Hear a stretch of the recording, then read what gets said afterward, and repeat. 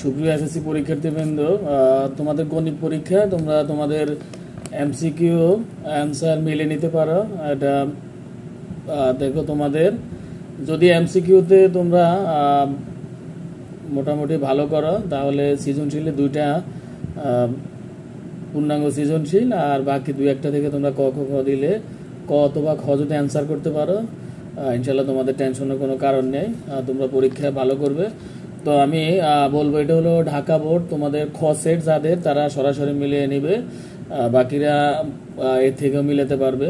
যেমন আমাদের এক নম্বর আছে 4 + a + b + 32 +... ধারাটি সাধারণ অনুপাত কত? তো আমরা সাধারণ অনুপাত আসলে এখানে আমাদের সাধারণ অনুপাত হবে 2, যেটা খ নাম্বার, এটা হলো আমাদের সঠিক উত্তর। 2 নম্বর হচ্ছে 5x + 3y = 4, 2x + 7y = 9। সমীকরণ জোটটি 1 সামঞ্জস্য, 2 অসংখ্য সমাধান আছে, 3 পরস্পর অনির্ভরশীল। নিচের কোনটি সঠিক? আমরা এই ধরনের সমীকরণ জোটের ক্ষেত্রে যেটা দেখি যে এই সমীকরণ জোটটা হলো সামঞ্জস্য এবং পরস্পর অনির্ভরশীল, 1 আর 3 এখানে সঠিক উত্তর। 3 নম্বর আমাদের যে চিত্রটি দেওয়া আছে, লেখা আছে উপরের চিত্রে অ্যাঙ্গেল MAD এর মান কত? অর্থাৎ অ্যাঙ্গেল আমরা MAD এই মানটা কত? এখানে ডি এর মান কিন্তু 30 ডিগ্রি অলরেডি দেওয়া আছে। তো এখানে আমরা এটা হলো মূলত 60 ডিগ্রি হবে, এ মানে অ্যাঙ্গেল এ হবে এখানে 60 ডিগ্রি। বাকি আরেকটা এখানে এটা বের করার আসলে ব্যাখ্যাটা হচ্ছে, আমি যদি তোমাদেরকে একটু বলি যে আসলে এই চিত্রটার মধ্যে এই যে কোণ এম কোণটা, এটা যেহেতু আমাদের এম এর এই পুরোটা হলো 180 ডিগ্রি, এখানে এম কোণ এটা দেওয়া আছে 90 ডিগ্রি, তাহলে এই এখানে অ্যাঙ্গেল MAD এটা হলো পুরোপুরি একটা যেহেতু ত্রিভুজ, তো এম কোণ হচ্ছে 90 ডিগ্রি, ডি কোণ হচ্ছে 30 ডিগ্রি। তো আমরা যদি এখানে বলি যে 90 ডিগ্রি আর 30 ডিগ্রি এখানে কত হয়, তো আমরা এখানে দেখি যে এটা হলো 120 ডিগ্রি হয়। তো ত্রিভুজের 3 কোণের সমষ্টি 180 ডিগ্রি, যদি 180 থেকে আমরা 120 বিয়োগ করি তাহলে কিন্তু এটা 60 ডিগ্রি থাকে, এই জন্য আমাদের অ্যাঙ্গেল এ হচ্ছে 60 ডিগ্রি। 4 নম্বর হলো tan x = 5/2 হলে cos² x এর মান কত? এখানে আমরা মান পাবো 4/29, 4/29। 5 নম্বর হচ্ছে যদি m = ab, মানে m এর উপাদানগুলো ab 1 2 এবং n এর উপাদান 1 2 হয়, তবে n - m এর মান কত? এখানে এটা হবে ফাঁকা সেট। 6 নাম্বার হচ্ছে 1 থেকে 19 পর্যন্ত মৌলিক সংখ্যাগুলোর গাণিতিক গড় কত? আমরা গাণিতিক গড়ের সূত্র অনুযায়ী এটা পাই 9.63। নেক্সট আমরা যদি দেখি 7 নাম্বার যে চিত্রটি দেওয়া আছে, এটা হচ্ছে ABC ABD, এটা আসলে একটা ত্রিভুজ, এর মধ্যে আবার ABC ত্রিভুজ। এখানে বলছে যে চিত্রে BD এর দৈর্ঘ্য কত? চিত্রে BD এর দৈর্ঘ্য কত? B এবং D এর দৈর্ঘ্য কত এটা আমাদের বের করতে বলছে।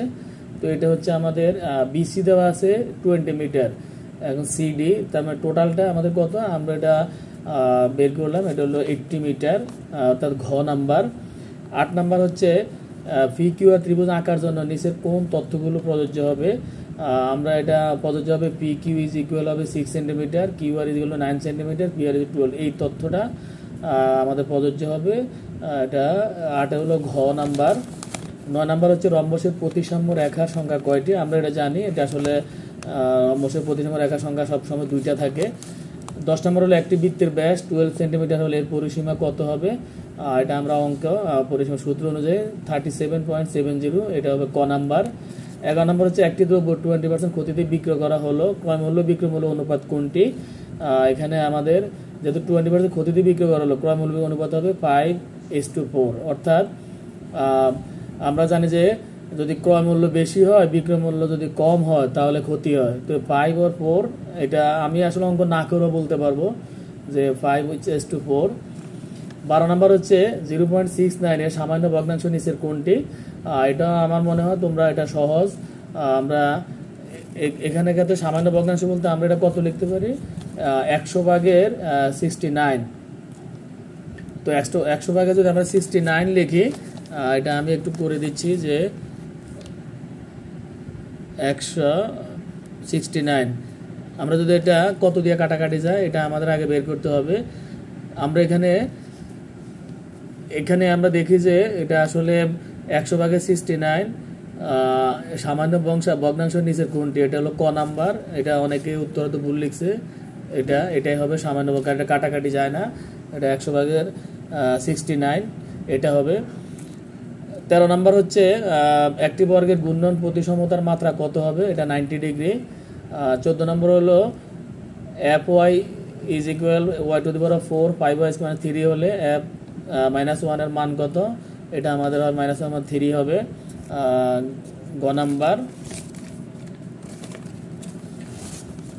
15 নম্বর cos square theta minus sine square theta equal 1 হলে থিটার মান কত, এখানে 0 ডিগ্রি। 16 নম্বর হচ্ছে m plus n is equal to 5 m minus n is 3 হলে m স্কোয়ার প্লাস n স্কোয়ারের মান কত, এটা আমাদের গ নাম্বার 17। 17 নম্বর মূলত সংখ্যার ক্ষেত্রে 49 একটি বিজোড় সংখ্যা, √49 0.21 একটি অপকৃত ভগ্নাংশ, 0 একটি পূর্ণ সংখ্যা, নিচের কোনটি সঠিক, এটা হবে 1 3। 18 নম্বর এটার আমাদের উত্তর হবে ক। 19 নম্বরের হবে খ, আমাদের 20 নম্বর হচ্ছে গ, 21 নম্বর ক, 22 নম্বর হচ্ছে আমাদের গ, তারপর আমাদের 23 নম্বর হচ্ছে খ, 24 নম্বর গ, 25 নম্বর গ, 26 নম্বর গ, 27 নম্বর খ, 28 নম্বর ক, 29 নম্বর হচ্ছে আমাদের গ, 30 নম্বর হচ্ছে খ। প্রিয় শিক্ষার্থীবৃন্দ, তোমরা তোমার উত্তর মিলিয়ে নেবে। আশা করি সবার সফলতা কামনা করছি।